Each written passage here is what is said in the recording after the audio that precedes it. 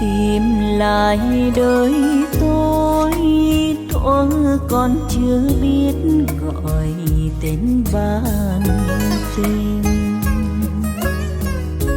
Chưa đi vào nhớ chưa phiền muôn con tim, tìm lại trong tôi tiếng cười rạng ngời ngày chưa biết đến tình anh.